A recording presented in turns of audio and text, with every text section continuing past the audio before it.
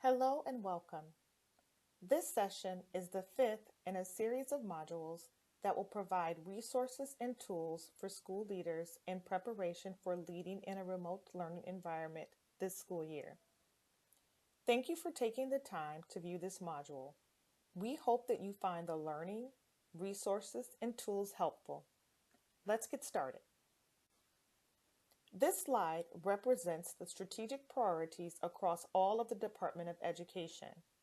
The professional development training and resources that are being offered align with our educators' priority.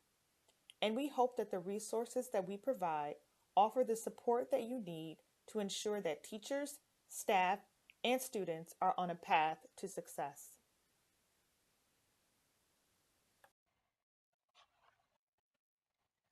I want us to center our thoughts on this statement. Every child should have the opportunity and access to receive a high quality education. I want you to reflect on what this statement means to you. Think about the implications for your leadership in a remote learning setting. If you are viewing this module as a group, pause the recording and discuss your reflections.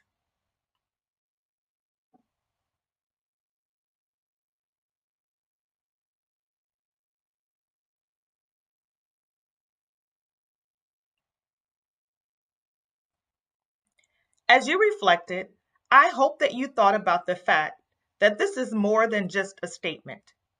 It actually aligns to one of the strategic plan priorities of the Department of Education.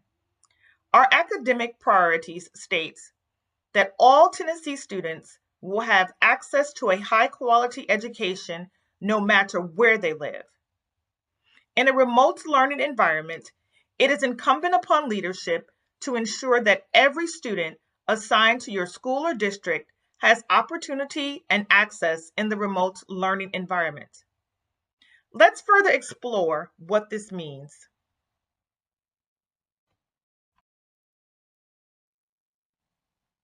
Please take a moment to read the objectives for this session, as they will guide our time together.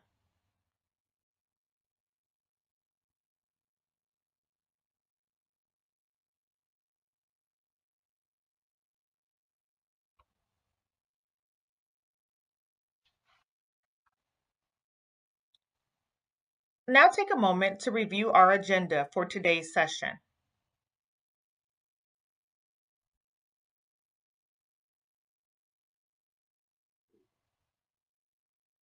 Let's get ready to dive in. What is meant by access and opportunity? The department has published what both of these words mean. You can refer to the Access and Opportunity Reopening Toolkit provided by the department for more detailed information. Let's start exploring these terms by looking at access first. The department defines access as ensuring every student has access to a full day of instruction every day, regardless of the learning environment. In particular, districts should have solutions for each vulnerable student group that it serves. Based upon that definition, let's take a moment to look at these reflection questions. What might be some of the barriers to access in your district? Who would be considered vulnerable as a result of these barriers? Pause the recording to reflect upon and discuss these two questions. When you are finished reflecting on these two questions, resume the recording and we will proceed.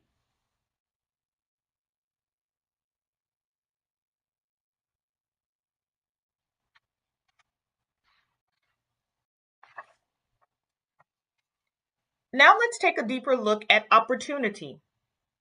The department defines opportunity as ensuring that vulnerable student groups will receive targeted supports, additional scaffolds, and increased entry points into learning to accelerate their learning to be equitable to on-grade level peers.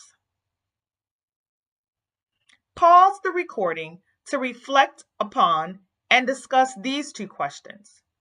When you are finished reflecting on these two questions, resume the recording and we will proceed.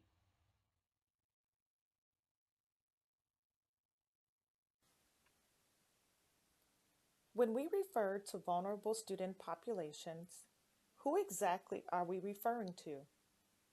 This could include students with physical disabilities, health concerns, learning or other disabilities, students whose families are highly mobile and or homeless.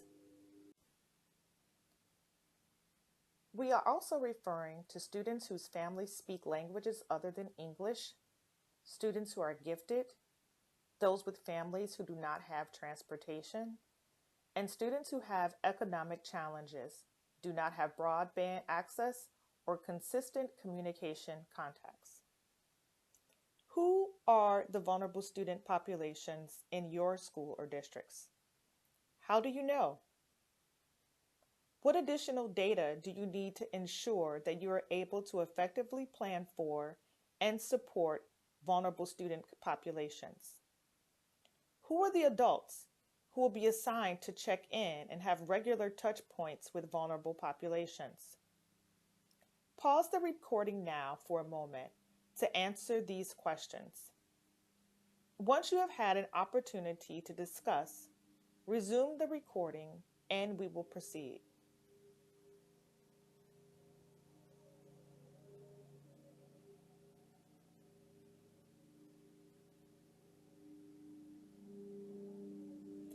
The Access and Opportunity Toolkit produced by the department states, districts and schools should not stop delivery of services because of the challenges presented in serving specific populations, but should instead reach out to the state, peer districts, and partners for support in developing plans that allow for all students to be reasonably and equitably served.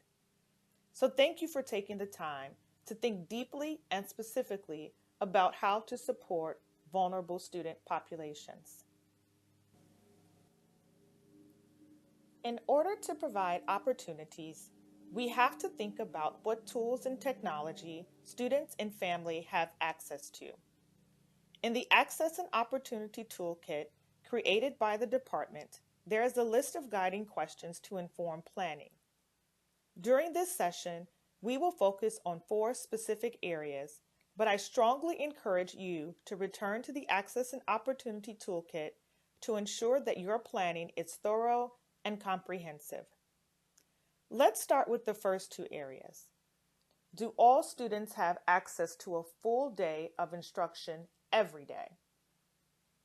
What is the plan to provide additional supports and resources for vulnerable groups of students, including the ability to provide alternate instructional day options for those students who cannot access the district's instructional delivery model? Pause the recording now to answer these questions for your school or district, keeping all students, but particularly vulnerable student populations in mind. When you have answered the questions, resume the recording and we will proceed.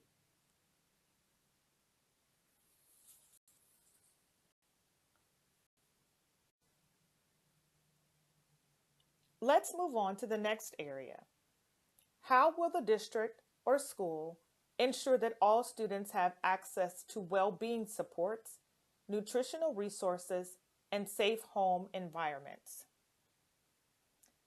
Pause the recording now to answer this question for your school or district, keeping all students, but particularly vulnerable student populations in mind.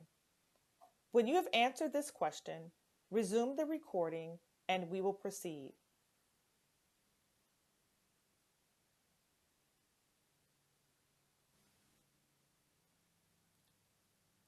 Now let's look at the final area.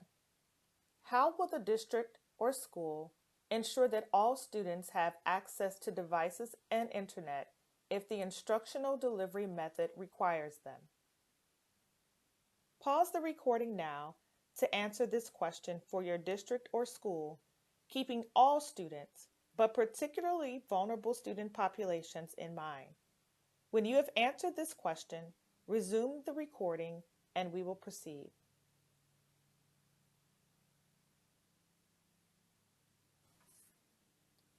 Now that you have had an opportunity to focus in on planning related to those four focal questions, let's look at a tool that will further inform planning around access.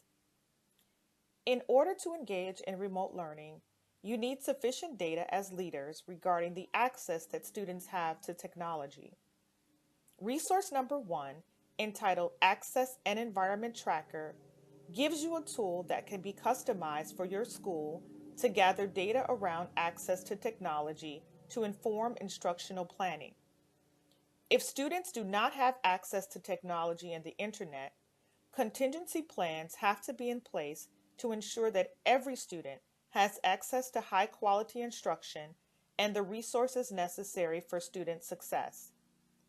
In a moment, you will pause the recording to reflect on these three questions related to access and technology. What level of access do our students have to the internet and technology devices at home?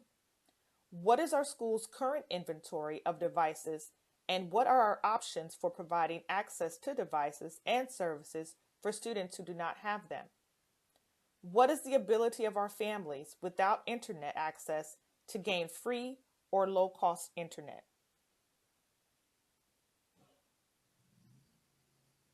Your understanding of student access will have direct implications for planning and implementation of remote learning. After you have responded to these questions, download resource number one, the Access and Environment Tracker. The data that is captured in this tracker will help you to answer questions about technology access. Your team can begin to fill in this tracker with information that you currently have available and complete the information gathering by making contact with families in your school or district. Go ahead and pause the recording now. When you return, we will close out our time together. As we close out our time together, let's revisit the objectives for this session. You developed strategies to ensure access and opportunities for all children in a remote setting, despite multiple barriers that may exist. And you developed a tailored district strategy using a myriad of tools and resources. Thank you for viewing this module, but more importantly, thank you for all of your hard work in planning and preparation to ensure a path of success for the teachers and students in the state of Tennessee. We hope that you have found these resources to be relevant and useful. Best to you as you start this school year.